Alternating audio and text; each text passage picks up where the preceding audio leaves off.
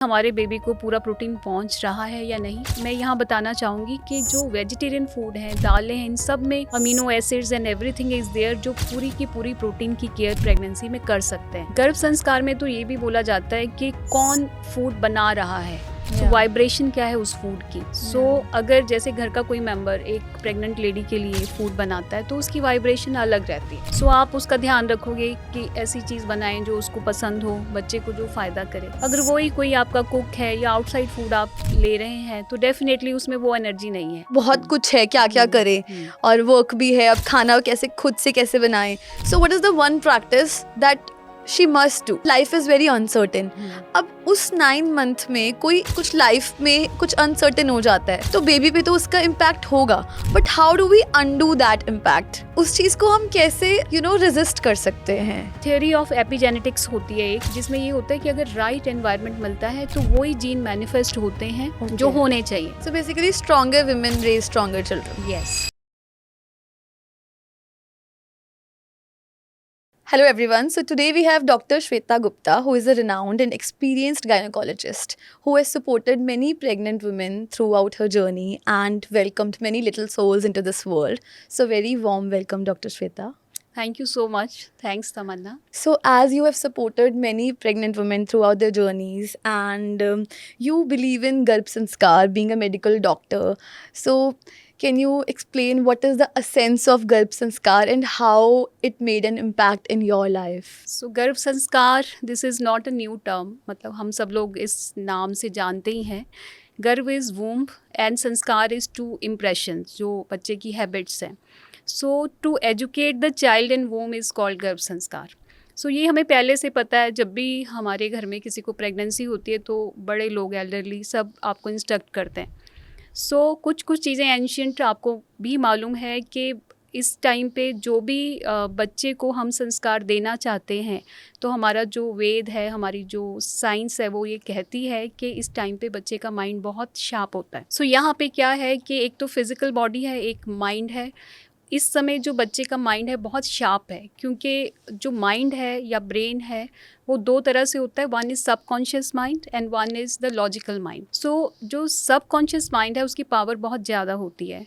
ऐसी स्टडीज़ ने बताया है कि 80% ऑफ द ब्रेन डेवलपमेंट जो होती है वो फीटस के टाइम ही हो जाती है, मतलब 9 मंथ्स ऑफ प्रेगनेंसी में अप टू 4 ईयर फिर 10% टू 12% ब्रेन की डेवलपमेंट होती है एंड 9-8 टू 10% जो रिमेनिंग है वो आफ्टर 4, जब बच्चे को हम स्कूल भेजना शुरू करते हैं तब शुरू होता है। अगर 9% में आप बच्चे को इतना एजुकेट कर सकते हैं तो आप देखिए यहाँ पे 80% ब्रेन की डेवलपमेंट हो रही है प्रेगनेंसी के अंदर।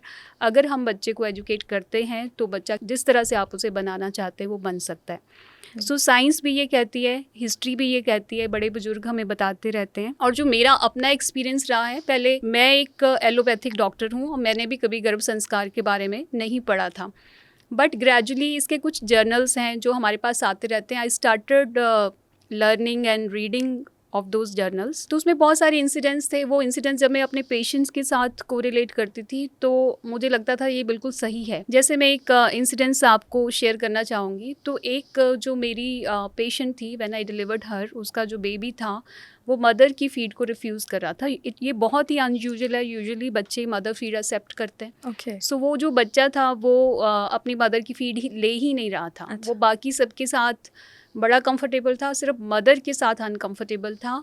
और जब हमारी सिस्टर उसको लैप में उठाती थी तो वो सक करने की, मतलब ब्रेस्ट के पास जाने की कोशिश करता था, पर मदर के लिए उसका कुछ रिफ्यूज़ल था। फिर मैंने ये इंसिडेंट्स कभी अपने जर्नल में पढ़ा हुआ था। I went back to that journal and I studied. तो उसमें लिखा हुआ था कि कभी ऐसा होता है कि जब प्रेगनेंसी होती है तो आप उतने रेडी नहीं हो। मदर उस समय पे रेडी नहीं थी। तो फर्स्ट 2 to 3 मंथ्स उसने इसी अपनी डिप्लोमेसी में या दुविधा में गुजार दिए कि ये प्रेगनेंसी उसने आगे कंटिन्यू करनी भी है या नहीं। इस सब चीज़ों का असर, जो हम सोच रहे हैं, जो बच्चे के लिए हम लव दे रहे हैं या हेट्रेड दे रहे हैं या कन्फ्यूजन दे रहे हैं, इन सब का असर बच्चे को समझ में आ रही है। बच्चे ने जो है एक तरह का नेगेटिव रिस्पॉन्स अपनी मदर के लिए उसको रखा। तो जब मैंने ये सारा क्वेश्चनर उससे भी पूछा तो देन शी सेड येस कि हम लोग पहले I was not ready for the pregnancy, तो जब मेरे हस्बैंड ने मुझे समझाया तो हमने इसको कंटिन्यू किया और तब तक ऑलमोस्ट फर्स्ट ट्राइमेस्टर उसका कंप्लीट हो गया सर। तो बहुत सारी ऐसे इंसिडेंसेस हैं जिससे मेरा इसमें ट्रस्ट बनता चला गया और मैं इसके बारे में और नॉलेज लेती रही। और सेकंड, मेरा अपना एक और एक्सपीरियंस रहा है मेडिटेशन का। सो आफ्टर मैरिज मेरे हस्बैंड जो हैं बहुत मतलब he is a believer of meditation, holistic health, तो वो मेडिटेशन करते थे। मैं शादी से पहले मुझे बिल्कुल कोई इंटरेस्ट नहीं था, ना ही मुझे इतना पता था। But then gradually I also started doing that with him. So मैंने देखा कि I am now a change person. So मेरे अंदर स्टेबिलिटी आई, विजडम आई, पीस आई, चीज़ों को मैंने एक नई जरिए से, नए तरीके से देखना शुरू किया। सो मुझे लगा as a adult at the age of 25-26 अगर वो मेडिटेशन है वो इतनी चेंजेस आपको एडल्ट में कर सकती है, तो यही साइंस अगर हम बच्चों में अप्लाई करें तो इट कैन क्रिएट वंडर्स। सो गर्भ संस्कार मेरे लिए तब से बहुत इम्पॉर्टेंट हो गया। सो जैसे आपने एग्जाम्पल शेयर किया, thoughts become nourishment for the foetus and for the unborn child, तो कब से ये शुरू हो जाता है गर्भ संस्कार? कब से, like what is the time of the pregnancy या प्री प्रेगनेंसी एडिंग संस्कार टू द वूम्ब? यस, बहुत ही अच्छा क्वेश्चन आपने पूछा है। सो गर्भ संस्कार शुरू हो जाता है जब आपके मन में ये आया कि अब मैंने प्रेगनेंसी करनी है। So it is way even before the conception, pre conception time में जब हमने सोचा कि बेबी को हमने अब अपनी लाइफ में लेके आना है, तब से आपका ये प्रैक्टिस गर्भ संस्कार शुरू हो जाता है। फिजिकली लेवल पे भी आप लोग बहुत करते हैं। जैसे मेरे पास प्रेग्नेंट लेडीज़ आती हैं, some time they are occasional smokers, some time they take alcohol occasionally, तो दे स्टार्ट प्रिपेयरिंग कि अब हमने प्रेगनेंसी करनी है, तो वो बिल्कुल अल्कोहल को छोड़ देते हैं, स्मोकिंग को छोड़ देते हैं। राइट वाइज वैसे ही हमें कुछ और चीज़ें भी, ताकि बच्चे की मेंटल डेवलपमेंट भी अच्छी हो, सोशल भी अच्छा हो, इमोशनल IQ भी अच्छा हो, उसके लिए भी हमने कुछ जो प्रैक्टिसेस हैं वो पहले से करनी है। सो ये हमें पहले से करना है ताकि हमारी वो एक हैबिट बन जाए 9 मंथ जब हमें एक्चुअल बेबी हमारी वूम में हो। सो कुछ प्रैक्टिसेस हैं, जैसे मेडिटेशन है। मेडिटेशन एकदम से नहीं आएगी। अगर आप लाइफ में कभी साइलेंस में 5-10 मिनट नहीं बैठे हो तो वो एकदम से नहीं आने वाला। बट अगर आप प्री कंसेप्शन से तैयारी करते हैं, एक तो वो आपके लिए अच्छा है, आप एक अच्छे सोल को इनवाइट कर सकते हैं एंड देन वो एक हैबिट बन जाएगी जो आप अपनी प्रेगनेंसी में भी कंटिन्यू कर सकते हैं। मेडिटेशन का जो सोल लेवल पे इफेक्ट है वो तो होता ही है, बट अगर फिजिकली जो लोग नहीं मानते हैं वहाँ पे भी उसके बहुत असर हैं। जैसे आजकल सबकी लाइफ बहुत हमेशा हेक्टिक रहती है, आपको एंजाइटी रहती है, एक के बाद दूसरी लिस्ट रेडी होती है। सो जो मेडिटेशन के 5-10 मिनट हैं आपको एक पॉज देते हैं। सो उसमें आपने क्या करना है कि वो अगर आप प्रैक्टिस करेंगे 5 to 10 मिनट्स, तो आपका जो BP है, ब्लड प्रेशर है, वो भी एक लेवल पे आ जाता है, जो कि हमारे लिए बहुत फ़ायदा है प्रेगनेंसी में। हाई प्रेगनेंसी जहाँ पे हाई BP होता है प्रेगनेंसी में, वो प्रेगनेंसीज बहुत कॉम्प्लिकेटेड होती हैं। सो BP का एक नॉर्मल रहना बहुत ज़रूरी है।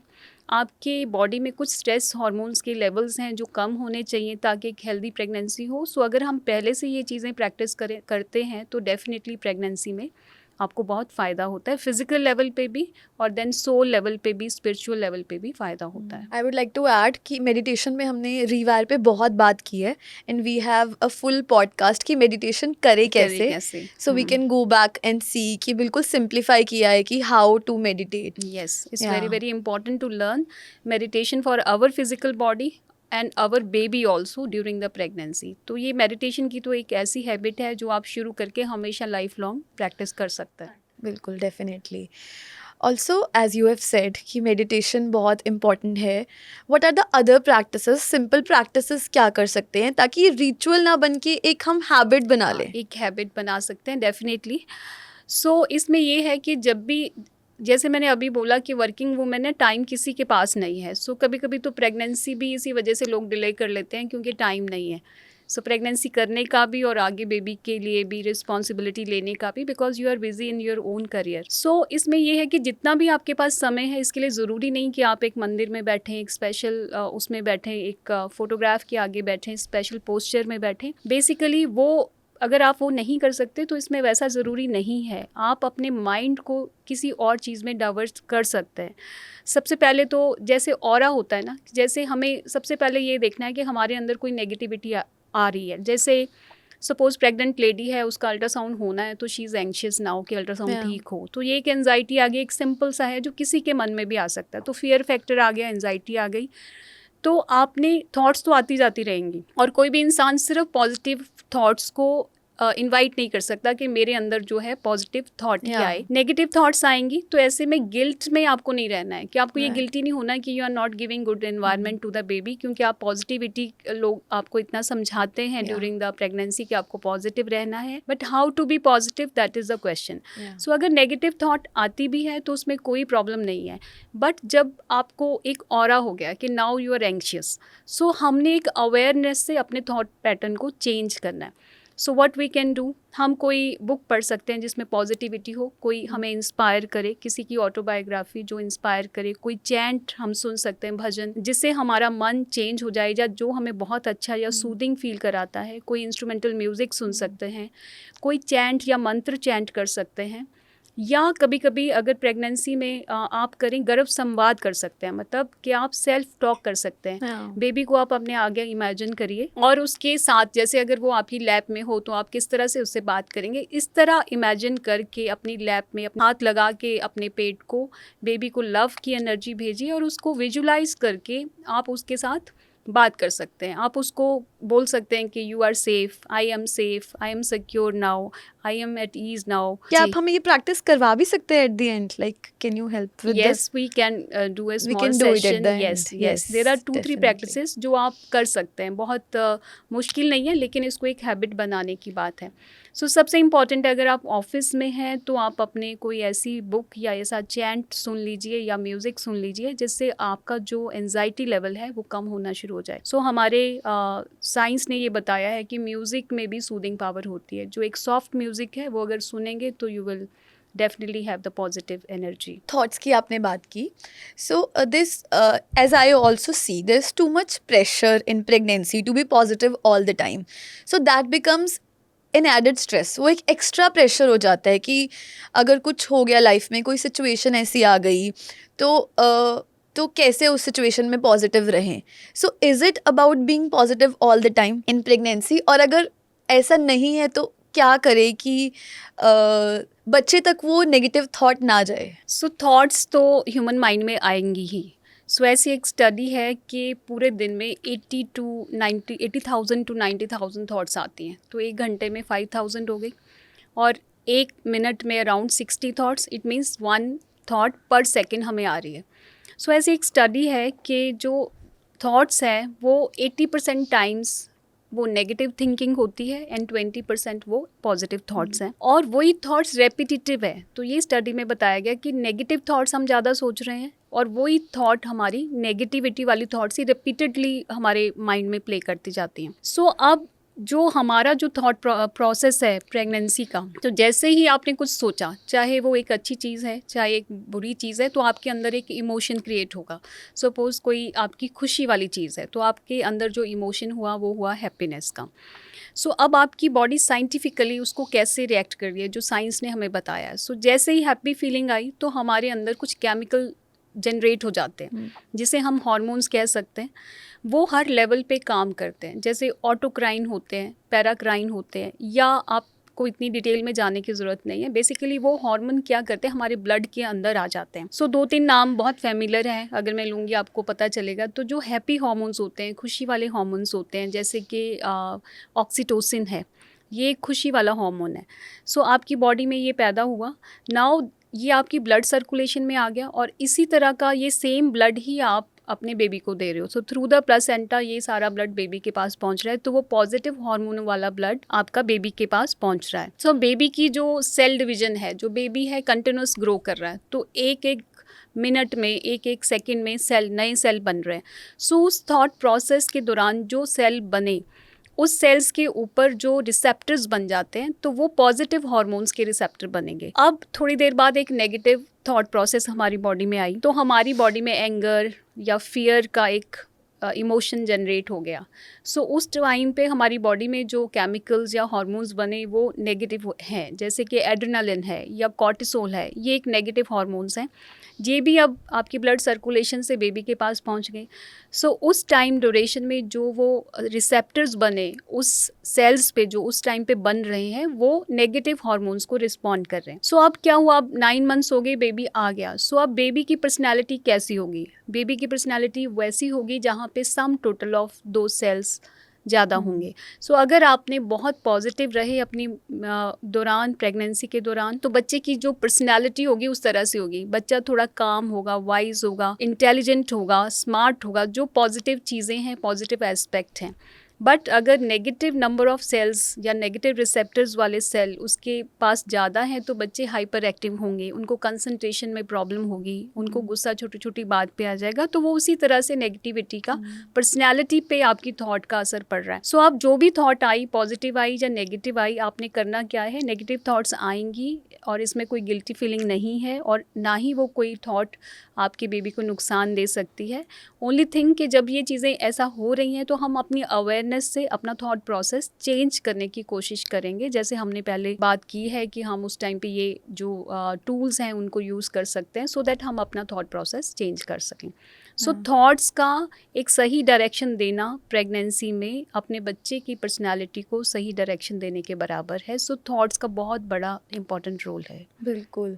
और जैसे कि हम मेंटल हेल्थ की बात करते हैं तो I think the mental health of an adult, the seed of that mental health is sown during the pregnancy, yes, in गर्भ the womb संस्कार we can say. So हम तो ये बोलते हैं, मैं Yeah. अपने पेशेंट को यही बोलती हूँ कि आपको 20 साल लग जाते हैं एक बच्चे की पर्सनालिटी डेवलप करने में। अगर ये प्रोजेक्ट आप 9 मंथ्स तक आप बड़ा अच्छे से हैंडल करें, उस पर मेहनत करें, क्योंकि कोई भी प्रोजेक्ट जिस पे बहुत एक्स्ट्रा मेहनत होती है और डेफिनेटली वो बहुत अच्छा बनता है। अदरवाइज प्रेगनेंसीज तो हो जाती हैं, बच्चे भी बन जाते हैं, फिर आगे उसका क्या रिजल्ट होता है वो बाय चांस होता है। Some time it is good, some time is not. But अगर हमें हमेशा उस पर अच्छा रिजल्ट चाहिए तो 9 मंथ अगर हम ये लगा लेंगे तो आगे जो 20 साल की मेहनत है वो कम हो सकती है, हो जाएगी। बिल्कुल, बहुत सुंदर बताया मैम आपने। और हम ये भी थोड़ा जानना चाहेंगे कि is it more of a women's job और कपल को एज अ कपल क्या रोल प्ले करना चाहिए इन गर्भ संस्कार? फादर का क्या रोल है in developing a good relationship with the child? जी, सो प्रेगनेंसी सिर्फ फीमेल की ही जिम्मेदारी नहीं है, ये फादर की भी उतनी जिम्मेदारी है और पूरी फैमिली की रिस्पॉन्सिबिलिटी है। अब फादर इज़ कंफ्यूज, उसको पता ही नहीं है उसने क्या करना है। सबसे पहले तो उसका ये है कि उसको मदर को कंफर्टेबल फील कराना है। सो मदर या प्रेग्नेंट लेडी या अपनी वाइफ को कंफर्टेबल फील कराना है। उससे क्या होगा, अगर पॉजिटिविटी या उसका कंफर्ट उसके साथ रहेगा तो उसको सेफ्टी, सिक्योरिटी और इमोशंस में जो पॉजिटिविटी है वो उसकी ज़्यादा रहेगी फीमेल की। सो कंफर्टेबल कैसे फील कराना है, जैसे प्रेगनेंसी में हार्मोन्स ऊपर नीचे होते रहते हैं, सो मूड स्विंग्स बहुत होते हैं। सो अभी आप अच्छे मूड में हो, अचानक से बिकॉज फिज़िकल डिस्कम्फर्ट बहुत होता है, आपका वज़न बढ़ रहा है, आपको अपने बारे में लॉस ऑफ कॉन्फिडेंस होता है। कई लोगों को शुरू के 3 महीने में बहुत सारा नौसिया रहता है एंड बेबी आपकी एनर्जी यूज़ कर रहा है, आपको बिल्कुल लेथार्जी की फीलिंग होती है, वीकनेस होती है। So mood swings are very very obvious in pregnancy, but वहाँ पे आपको शॉर्ट टेम्पर नहीं होना है। सो पार्टनर का ये रोल है कि उसको किसी भी तरह से कंफर्टेबल फील कराए। सो अगर प्रेग्नेंट लेडी है, उसको ये पता है कि उसका हस्बैंड उसके साथ है, वो आपको संभाल रहा है, तो वो उतने में ही सेफ एंड सिक्योर हो जाती है। सो उसका जो इमोशन है वो नेगेटिव हार्मोन्स के साथ फ्लो नहीं करता, सो वो पॉजिटिविटी में रहती है।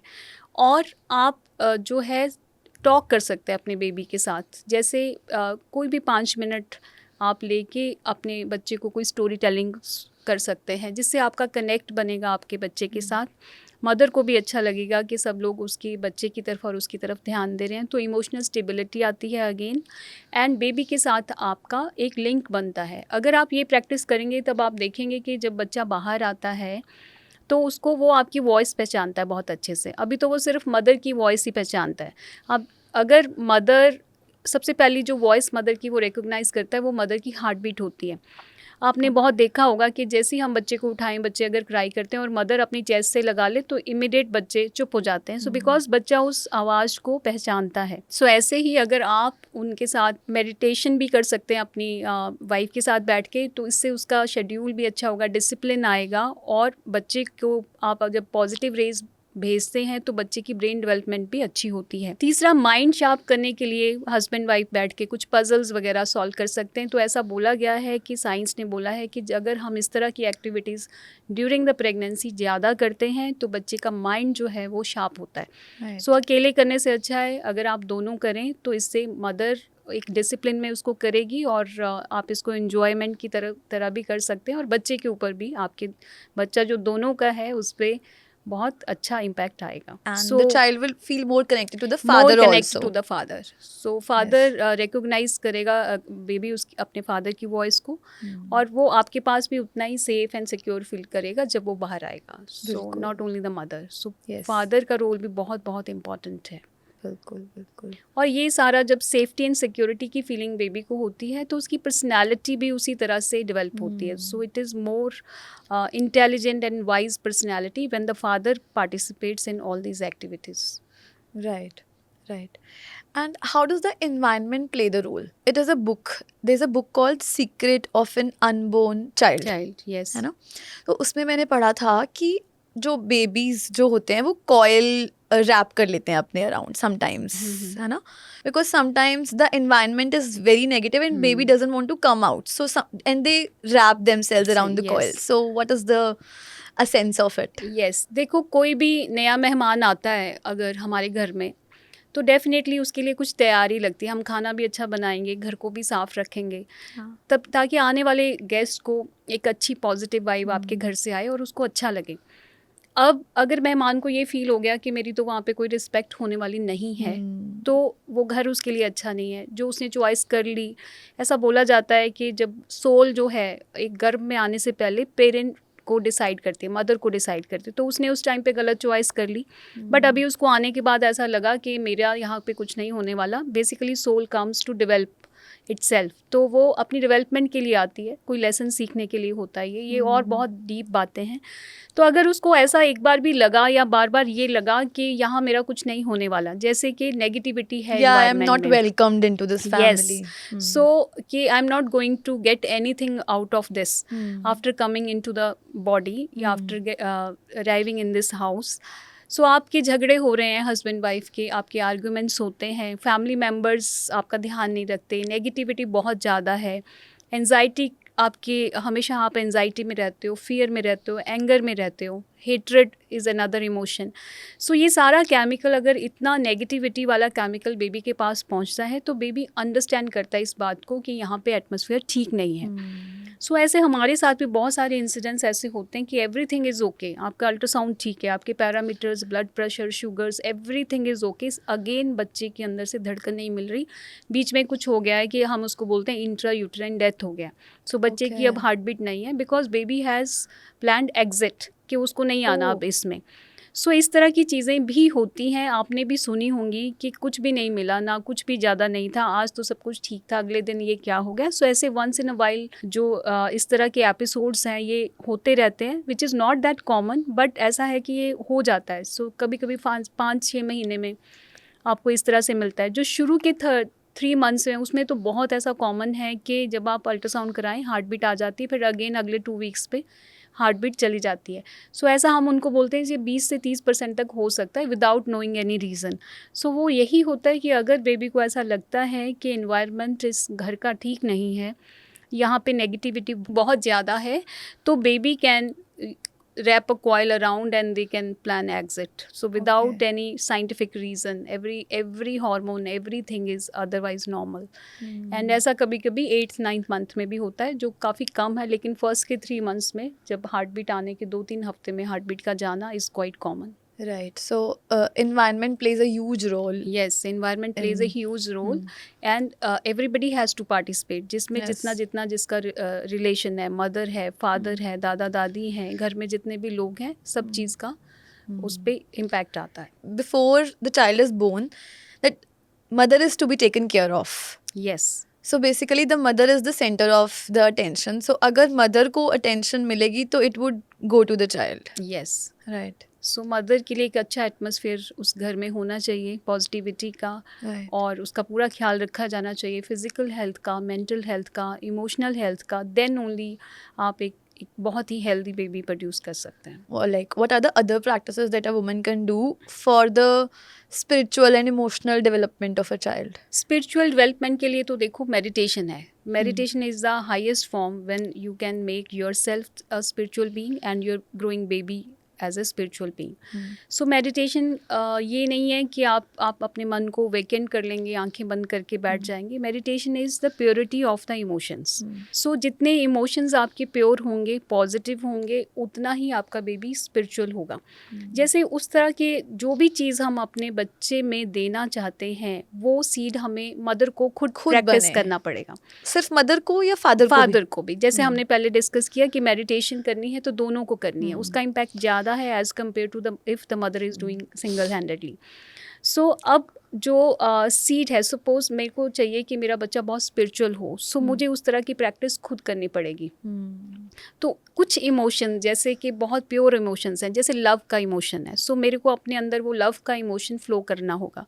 सो when that emotion is flowing through me, it will definitely reach the baby. Second क्या है, empathy. So empathy is also एक स्पिरिचुअल कॉन्सेप्ट है उसका.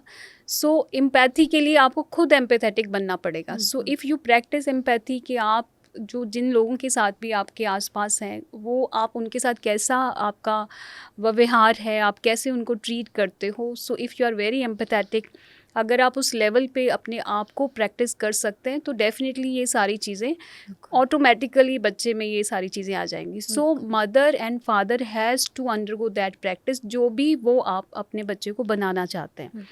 सो स्पिरिचुअल है तो आपको उसके बारे में, जैसे मैंने बताया लव, तो लव वो देना भी पड़ेगा. सो इट्स अनकंडीशनल लव, जो कि एक प्योर फॉर्म ऑफ लव है. So without expecting anything, expecting good for everybody, चाहे वो आपका अपना है चाहे दूर है. तो इस तरह की अगर आप प्रैक्टिसेस खुद करेंगे तो वो डेफिनेटली बेबी को स्पिरिचुअल पाथ पे लेके जाएंगी. Exactly. So if you want to inculcate good values in the child, you have to be the valuable person yourself. Anything, Yes. whatever you want कि आपका चाइल्ड ऐसा हो, तो आपको वो खुद प्रैक्टिस करना पड़ेगा. सो जैसे सपोज एक बहुत अच्छी एग्जांपल है, जैसे हेमा मालिनी की मदर, आपने भी पढ़ी होगी उनकी ऑटोबायोग्राफी में. उसने लिखा है कि मेरे को शुरू से ये था कि मेरी जो डॉटर है, मेरे को डॉटर हो सबसे पहले, तो उसने बहुत जोर दिया इस पे, और she should be a good actress, very beautiful. और वो इस तरह से क्लासिकल वगैरह में वो पूरा होना चाहिए उसका जो पैशन है. So she practice these things. So वो she has to speak every day कि my this, you are my daughter, you are trained this dancer and you are very beautiful, you are a heroine. So वो practice करती थी. So basically उन्होंने manifest किया वैसा baby. So you can manifest whatever you want by practicing those techniques and tools. So ऐसे ही अगर आप अपने बच्चे को किसी भी सब्जेक्ट में, ज़्यादातर लोगों से अगर हम पूछते हैं कि बच्चे में क्या चाहिए, तो बेसिकली 4-5 चीज़ें वो जो लोग बताते हैं कि बच्चा इंटेलिजेंट होना चाहिए, हेल्दी होना चाहिए, स्मार्ट होना चाहिए, IQ लेवल बहुत ज़्यादा होना चाहिए, बच्चे में बाकी चीज़ें, स्पिरिचुअल बीइंग होना चाहिए, लविंग होना चाहिए, एम्पैथेटिक होना चाहिए. सो जिस तरह के भी हमें संस्कार चाहिए, वो संस्कार हमें खुद प्रैक्टिस करने हैं और उसको बार बार बोलना है. तो ये नहीं कि हमें चाहिए तो ये पर हम कुछ कर नहीं रहे उसके लिए. सो आपको उसके लिए एक तो वन है कि आपने उसको बार बार बोलना है मंत्र की तरह, जिसे हम अफर्मेशंस कहते हैं. So affirmation should be very crisp kind of affirmation, छोटी होनी चाहिए कि जब my baby is healthy, absolutely healthy. So and वो प्रेजेंट टेंस में होती है हमेशा. सो आप अपने बच्चे में जो भी संस्कार डालना चाहते हैं, आप अपनी अफर्मेशन बना सकते हैं. सो जब ये अफर्मेशन आप बार बार बोलते हो तो एक मंत्र बन जाती है. सो कोई भी मंत्र चैंट जब हम करते हैं तो उसी मंत्र को हम बार बार जाप करते हैं. सो आप अपने बेबी के लिए खुद से अफर्मेशंस बनाएं, उसको बार बार प्रैक्टिस करें. डेली बेसिस पे आपको ये प्रैक्टिस करना ज़रूरी है, तो बेबी उसी तरह से मैनिफेस्ट होना शुरू हो जाता है. सो नंबर 2 टेक्निक वो है, वन इज़ द विजुलाइजेशन. सो ये तो अफर्मेशन है जो आपने बोलनी है. सेकंड है विजुलाइजेशन. सो आप अपने बच्चे को विजुलाइज़ करेंगे. सो सबसे पहले तो वूम में विजुलाइज़ करें. आपको जो भी आपके मन में आता है कि अभी आपका 3 महीने का प्रेगनेंसी, आप अपनी आंखें बंद करें और अंदर इमेजिन करें कि बच्चा कैसा होगा. एक छोटा सा टाइनी बेबी आपको एक दिखाई देगा. Then you can forward to few months. अब आप 7 मंथ में आ जाइए तो बेबी का साइज़ आपको बड़ा लगेगा. बेबी आपको कुछ करता हुआ दिखाई दे सकता है. बहुत लोग बोलते हैं कि हमें, मैं जब पूछती हूँ वो बताते हैं ऐसे लगता है कि थम सक कर रहा है, प्ले कर रहा है. तो इस तरह से आप उसको इमेजिन कर सकते हैं. When you visualise your baby, you can send positive energy and love to your baby. और इसके भी आगे चलें, अब हम 10 ईयर्स का बेबी इमेजिन करेंगे, तो वो आपको ऐसा उसका शक्ल नहीं देखनी है कि कैसा है, उसकी पर्सनैलिटी कैसी होगी. He is loving, he is understanding, he is doing very good in studies. तो इस तरह से आप इसको मैनिफेस्ट करेंगे। सो 20 साल बाद का बेबी देखिए। सो इस तरह से जो भी क्वालिटीज़ आपने अपने बच्चे में चाहते हो कि ये हो, वो आपको मैनिफेस्ट करनी है through affirmations and through visualisation. So Right. Visualisation is a very important technique, but you have to be in discipline throughout the pregnancy. जितना आप ज़्यादा करेंगे उतनी ही ज़्यादा इसकी मैनिफेस्टेशन होगी और बिल्कुल। उतना ही ज़्यादा ये ट्रू होगा। थर्ड सबसे important, very impactful is the garbh samvad, That is talking to the baby. Talking to the baby. आपने बिल्कुल सही कहा। सो इसमें क्या करना है कि इससे आप एक बहुत स्ट्रॉन्ग लव की वाइब्रेशन अपने बेबी को भेज सकते हैं। ये आप खुद भी प्रैक्टिस कर सकते हैं, आपका जो हस्बैंड है या बच्चे के फादर जो हैं वो भी प्रैक्टिस कर सकते हैं, घर में कोई भी मेंबर प्रैक्टिस कर सकता है। सो आपने तो इसको करना ही है to make that baby feel safe and secure, ताकि उसका जो इमोशनल आईक्यू है वो बहुत स्ट्रॉन्ग हो। सो सबसे पहले तो अगर आप फिज़िकल लेवल पे बात करना चाहते हैं तो उस गर्भ संवाद में आप उसको बोलोगे मेरा बेबी बहुत इंटेलिजेंट है, वो पढ़ाई में बहुत होशियार है, और जो भी स्किल्स आप उसमें देना चाहते हो तो आप उन स्किल्स के बारे में बात करोगे। उसके बाद उसकी मेंटल लेवल की बात होगी इंटेलिजेंट कोशेंट में, कि जब भी कोई एंट्रेंस एग्ज़ाम होता है, you come first, I am very proud of you. Okay. सो जैसे आप अपने बच्चे को अगर बाहर वो कोई अच्छा रिजल्ट लेके आता है, उसके लिए जो आप वर्ड्स यूज़ करोगे तो बहुत high frequency positive words use करने हैं उसके लिए आपने। Okay.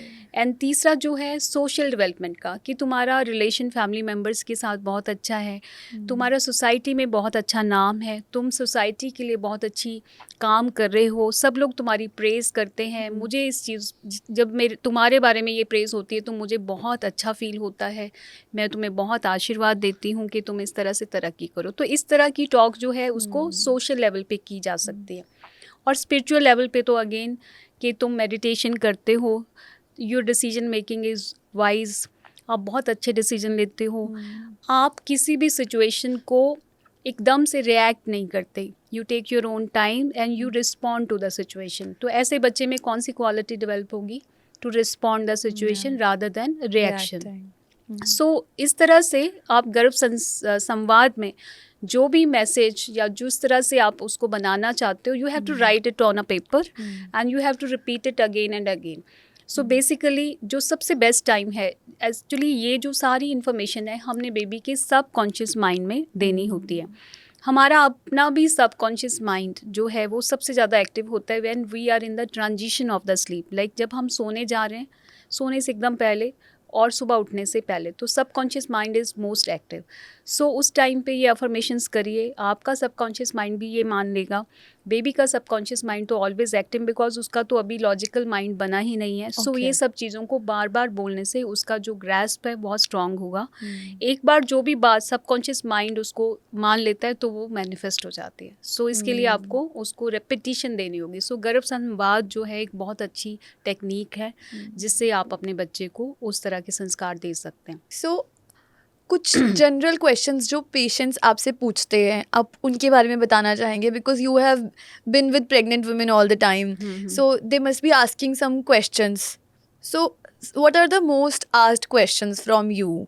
जैसे क्या खाना है, क्या छोड़ना है, कुछ ऐसे क्वेश्चंस जो आप बताना चाहेंगे कि ये प्रेग्नेंट वुमेन्स गो थ्रू करती हैं? जी। Yeah. सो हमारे पास जो पेशेंट्स आते हैं मोस्टली उनका जो सारा जो माइंड एप्लीकेशन है वो ज़्यादातर फिजिकल लेवल पे काम कर रहा होता है। So physically they want their child to be healthy. Ultrasound के बारे में, टेस्ट के बारे में दे आर वेरी पर्टिकुलर। आप जब भी बताएं वो सब कराते हैं। एंड जो उनके क्वेश्चनर रहता है वो भी फिजिकल हेल्थ के अराउंड ही रहता है। तो सबसे ज़्यादा तो उनको डाइट में, पूरी डाइट में कन्फ्यूजन होता है कि प्रेगनेंसी के कौन से महीनों में कौन सी डाइट खानी चाहिए। तो हम फर्स्ट ट्राइमेस्टर से स्टार्ट करते हैं। जी।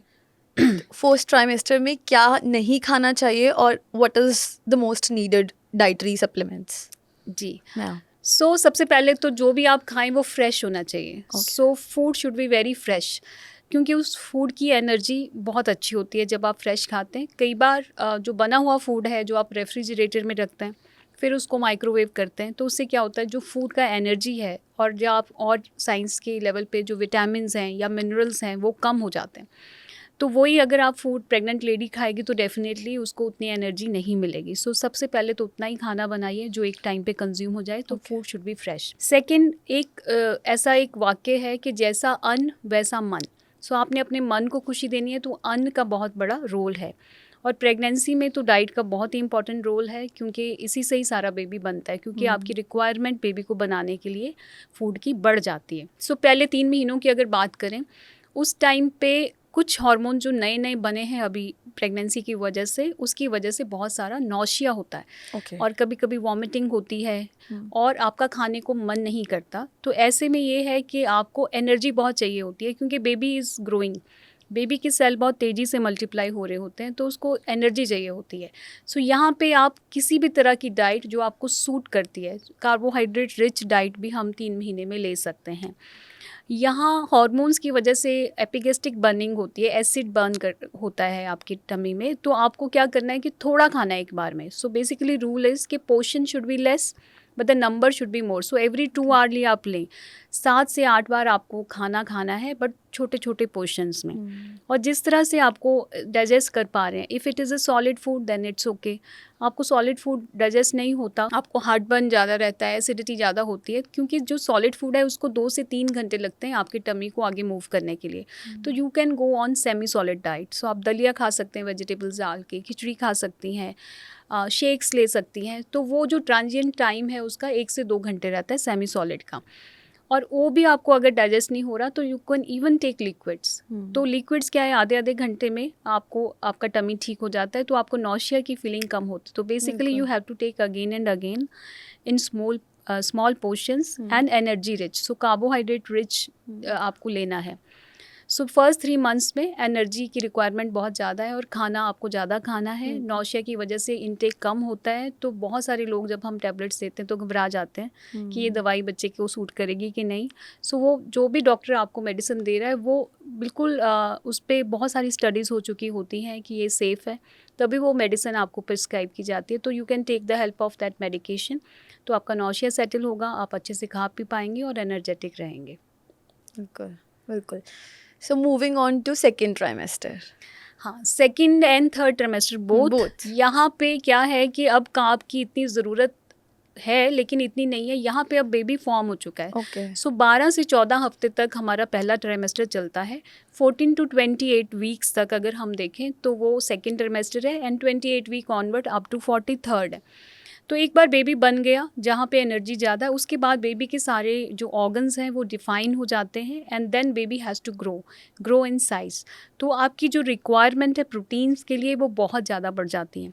सेकेंड ट्राइमेस्टर में प्रोटीन हम ऐड कर देते हैं बाहर से भी, पर जो नेचुरल सोर्सेज हैं प्रोटीन के वो आपको उनको ध्यान में रखना है. Do you recommend non-vegetarian food to the pregnant women? देखिए, ऐसा वेजिटेरियन एंड नॉन वेजिटेरियन का कोई ऐसा नहीं, आपकी अपनी फूड प्रेफरेंसेस हो सकती हैं. बट अगर हम गर्भ संस्कार के एस्पेक्ट से देखें तो जो नेगेटिव फूड है, जैसे कि definitely non veg food is associated with negative energy, क्योंकि अगर आप सोर्स देखें जहाँ से भी वो आ रहा है डेफिनेटली वो एक नेगेटिव एनर्जी के साथ जुड़ा हुआ है. सो जो फूड है प्रेगनेंसी में वो गर्भ संस्कार के हिसाब से पॉजिटिव खाना चाहिए. बट अगर जो साइंस है वो ये कहती है कि you have to take protein rich food. So जो लोग सिर्फ वेजिटेरियन खा रहे हैं, अगर नॉन वेज नहीं खा रहे, कभी कभी उनको लगता है कि हमारे बेबी को पूरा प्रोटीन पहुंच रहा है या नहीं, तो मैं यहाँ बताना चाहूँगी कि जो वेजिटेरियन फूड हैं, दालें हैं, इन सब में amino acids and everything is there जो पूरी की पूरी प्रोटीन की केयर प्रेगनेंसी में कर सकते हैं. जितनी भी पल्सेस हैं उसमें किसी में कुछ अमीनो एसिड्स हैं, किसी में कुछ अमीनो एसिड हैं, वो मिक्स करके बनानी है या फिर बदल बदल के बनानी है. सेम दाल आप कंटिन्यू नहीं कर सकते. So you will get the amino acids of every kind and your body will make the proteins. But जो गर्भ संस्कार कहता है वो पॉजिटिव एनर्जी फूड्स कहता है, तो इस वजह से जो नॉन वेज है it is associated with the negative energy.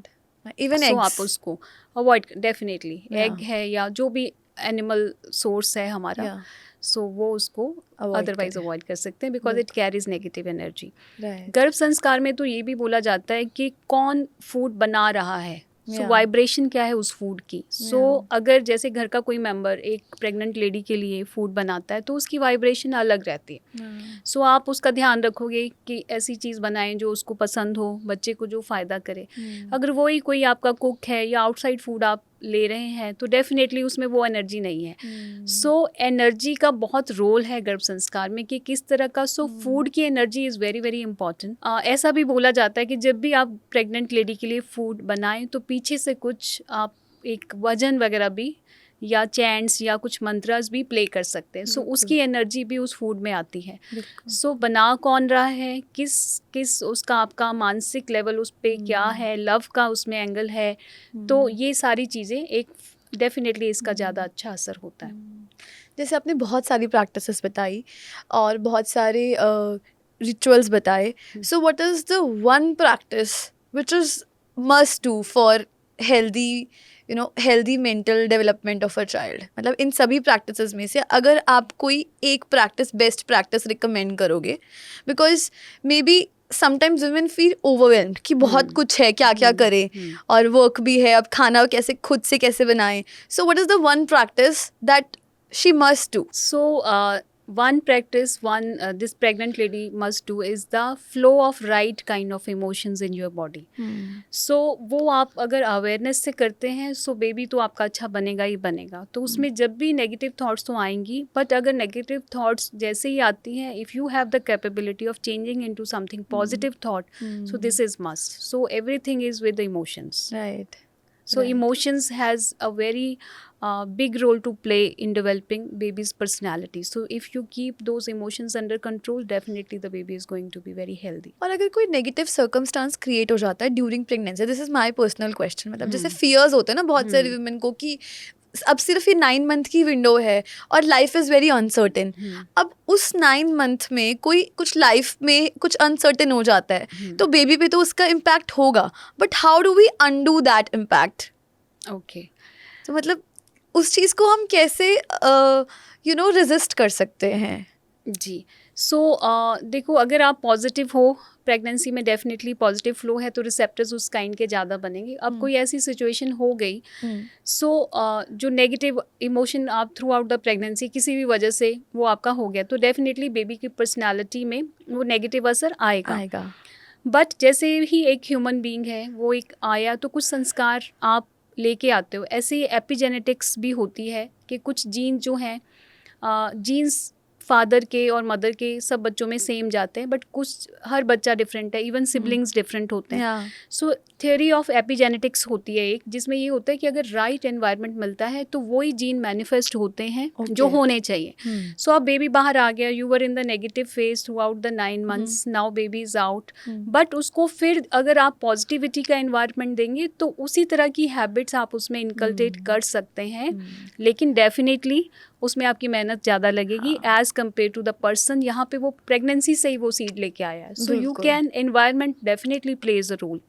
सो आप किसी भी फ्लावर को, ऐसे हम एक एग्जांपल देते हैं कि आपने 2 गार्डन्स हैं, एक में दोनों सेम काइंड ऑफ सीड्स आपने सो किए हैं. एक को आप बहुत अच्छा एनवायरनमेंट दे रहे हैं, प्रॉपर सनलाइट है, प्रॉपर उसका मैन्योर है, वाटर भी टाइम पे दे रहे हैं, एक आपने ऐसे ही छोड़ा हुआ है. सो डेफिनेटली उसमें ज़्यादा अच्छी ग्रोथ होगी. यहाँ पे आप ध्यान दे रहे हैं. So environment also plays a role. सिर्फ seed is also one thing, but environment also plays a role. You can change the habits and personality with your own effort once, even if you are going through negative phase in your pregnancy. Also अगर कोई negative face है और mother को fearful feel नहीं हो रहा है तो वो बेबी तक भी नहीं जाएगा.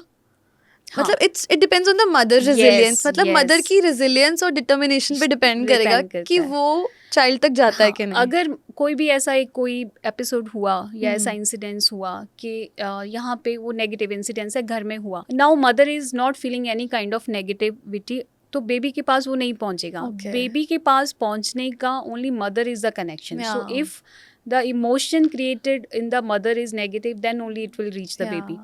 सो अगर मदर न्यूट्रल है या पॉजिटिव है तो, या नेगेटिव नहीं है, तो किसी भी तरह से वो नेगेटिव इमोशन नहीं पहुंचेगा. So basically stronger women raise stronger children. Yes, this is the crux. Yes, right.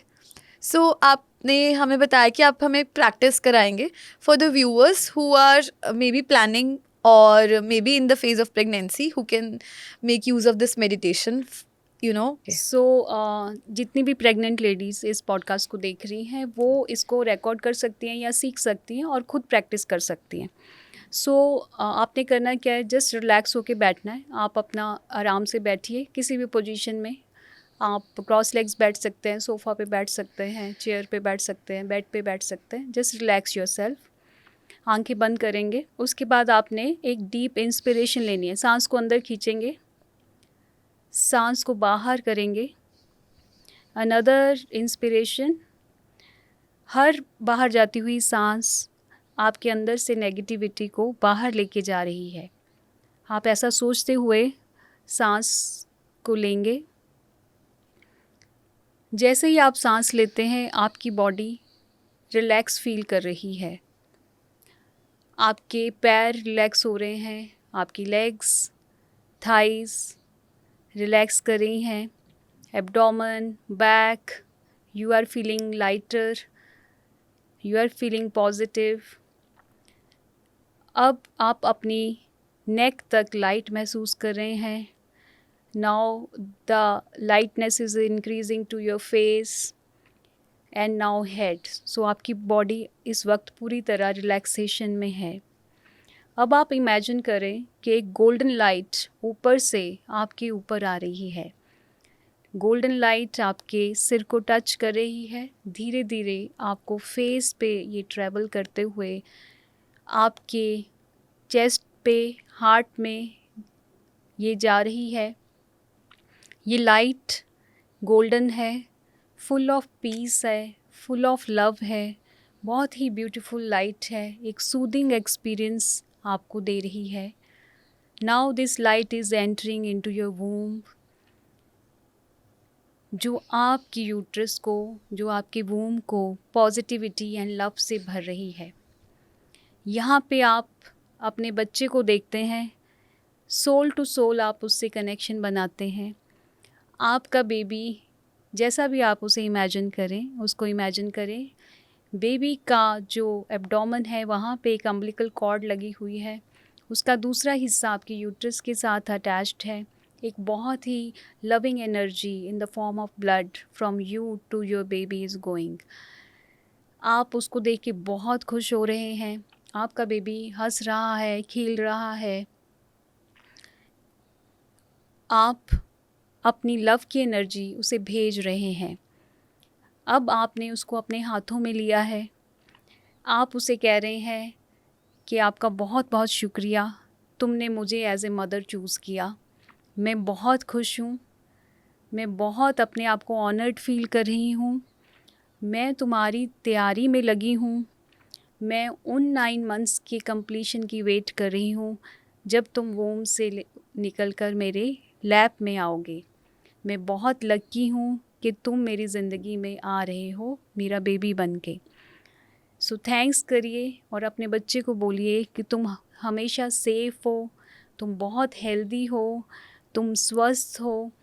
तुम्हें एक राइट एनवायरनमेंट मैं दूंगी. जो भी तुम अपने पर्पस के लिए आए हो, मेरे घर में तुम्हें उस तरह का सारा एनवायरनमेंट मिलेगा.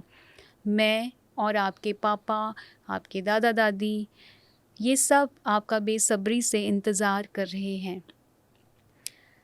बहुत अच्छे से आप उसे प्यार करें, उसको टच करें, उसको फ़ील करें और अपना लव की वाइब्रेशन बेबी को भेजते रहें.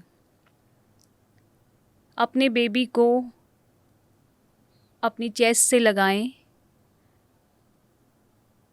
उसे बहुत प्यार करें और हमेशा अपने मन में ये बोलते रहें कि मैं खुद बहुत खुश हूँ. मैं अपने आप को लकी फ़ील करा रही हूँ. मैं आपको खुद से, तुम मेरा ही अंश हो.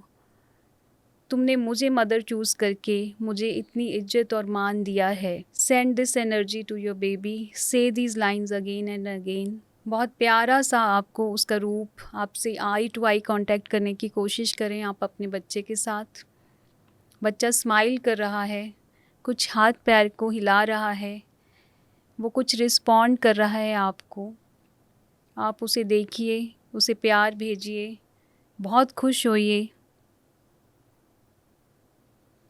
अब धीरे धीरे आप उसे वापस वहीं छोड़ेंगे। धीरे धीरे आप अपनी कॉन्शियसनेस में वापस आएंगे। सांस पे कंसंट्रेट करेंगे। अब वो एनर्जी जो लाइट थी वो अब धीरे धीरे डिम होती है, वापस जाती हुई दिखाई देगी आपको। आपकी कंसंट्रेशन दोबारा से अपनी सांसों पे होनी चाहिए और कुछ सेकंड्स के बाद अब आप अपनी आंखें खोल सकते हैं। Thank you, it was really beautiful. I think it was a blend of meditation भी था, विजुअलाइजेशन भी था, एफर्मेशन भी था और बहुत वेलकमिंग भी था बेबी के लिए। हाँ, सो जब हम इस तरह की प्रैक्टिस अगर करते हैं तो baby feel safe and secure, which is very good. मतलब आपको ऐसा भी है कि प्रेगनेंसी की कॉम्प्लिकेशन भी नहीं होती, ना ही कोई हाई बीपी होता है, शुगर्स भी आपकी ठीक रहती हैं। Thyroid is very common in these days. The people who practise these kind of techniques they are at stable and at ease in pregnancy and baby को तो कोई डेवलपमेंट नहीं, बेबी को कोई प्रॉब्लम नहीं होती। बेबी का जो मोस्ट कॉमन कई बार प्री टर्म डिलीवरी होने का चांस होता है। तो जो लोग इस तरह की प्रैक्टिस करते हैं, ऐसा स्टडीज़ ने बताया है कि वो बच्चे यूजुअली टर्म के ही होते हैं। टर्म मीन्स पूरे टाइम के बेबीज होते हैं, प्री टर्म Okay. डिलीवरी के चांस कम हो जाते हैं। उनका Okay. वेट गेन भी अच्छा होता है, Okay. बेबी फिजिकली भी बहुत हेल्दी होता है। सो लव तो बहुत अच्छी वाइब्रेशन है अगर आप अपने बेबी को किसी तरह से सेंड कर सकें या totally feel करा believable सकें। coming from a doctor who see it every day, who treat them every day, and now otherwise it has been said that Garbh Sanskar was a tradition, but as you have explained that how science also explains the whole concept, it is totally believable. Yeah. जी, science भी अभी उन चीज़ों को prove कर रही है जो ऑलरेडी हमारे हिस्ट्री में है। Yeah. So this is a blend of science as well as the history and जो नॉलेज हम अपने पुराने एंशियंट उनसे ले सकते हैं। बहुत सारी स्टोरीज भी आपने सुनी है, अभिमन्यु की स्टोरी आपने सुनी है ना, जिसमें ये बताया जाता है कि चक्रव्यूह में कैसे एंटर करना था। तो ये सब सुभद्रा ने सुना। तो उसने, तो इस स्टोरी से हमें ये पता चलता है कि ये पॉसिबल हैं चीज़ें, ये पहले भी थी और लोगों को पता थी। और बेबी उसको सुन रहा था अपनी मदर के थ्रू। जब मदर सो गई, Abhimanyu was in Subhadra's womb only when he okay. हाँ, जो अभिमन्यु था वो Subhadra was pregnant with Abhimanyu. जब अर्जुन ये कैसे चक्रव्यूह में एंटर करते हैं ये स्टोरी सुना रहे होते हैं। सो ऐसा स्टोरी में है कि वो आधा तो सुनती है कि चक्रव्यूह में जाना कैसे है, फिर वो सो जाती है। Okay. सो अब चक्रव्यूह से निकलना कैसे वो सुभद्रा ने नहीं सुना, तो वो बेबी ने भी नहीं सुना। Okay. सो अब जब उसको टाइम आया प्रैक्टिस करने का तो उसको वो चीज़ याद थी, बच्चे को, अभिमन्यु को वो चीज़ याद थी, सिर्फ उतनी जितनी उसकी मदर ने सुनी थी। Okay. सो यहाँ पे क्रक्स ये है कि आपको वो प्रैक्टिस करना पड़ेगा। मदर को उतनी अवेयरनेस चाहिए, तभी आप अपने बच्चे को सिखा सकती हैं। बच्चा ऐसे नहीं सीखेगा कोई और बोल रहा है, तो you have to practise those things yourself. Number 2, बच्चा टाइम आने पे ये सारी चीज़ों को याद रख सकता है और उनको यूज़ भी कर सकता है। सो कभी भी ये जो सीड्स हैं उस टाइम पे हमने डाले हैं, ये कभी भी फ्लरिश कर सकते हैं टाइम आने पे। बट इसकी जो सारी मेहनत है वो थ्रू द मदर ही जाएगी। अगर मदर सो जाएगी, मदर प्रैक्टिस नहीं करेगी, तो ये सारे सीड्स भी फ्लरिश नहीं होंगे। बिल्कुल, बहुत ही सुंदर आपने बताया एंड बहुत कुछ हमने सीखा। So I think now it's time to wind up the session. Thank you very much, Samanna. Thank you, ma'am. Thank you for being on Rewire. Thank you for sharing your wisdom. Thank you for being here.